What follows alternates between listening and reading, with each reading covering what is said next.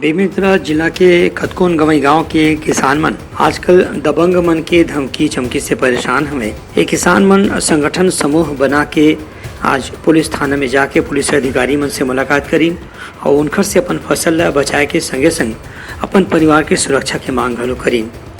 ये किसान मन के शिकायत रही से कि गाँव के दबंग मन धमकी देकर के ओमन से फसल के बदले पैसा के मांग करत हैं और बिना मतलब के ही उमन ला धमकी देके प्रयास करत हैं। पुलिस थाना में अलग अलग गांव के किसान मन शिकायत करें कि जैसने फसल लुआई के समय आथे, पैसा कौड़ी जमा करे के समय आथे तो गांव के दबंग मन, गुंडा तत्व मन, बदमाश मन किसान मन से पैसा वसूली के अभियान शुरू कर देते हैं। यही पाए के इधरी किसान मन पहली ले पुलिस ले शिकायत करत हैं ताकि दबंग मन के धमकी से उमन ला छुटकारा मिल सके। अब नूतन गरवा गाय छेका रोका के है के कोटना बना के रहे हम गांव सम्मति से कल बनता बना लो के आज जे रहे बना पर हुई है ना तो जाके झगड़ा करी मारपीट के तक नाम से आए हैं। सोमेश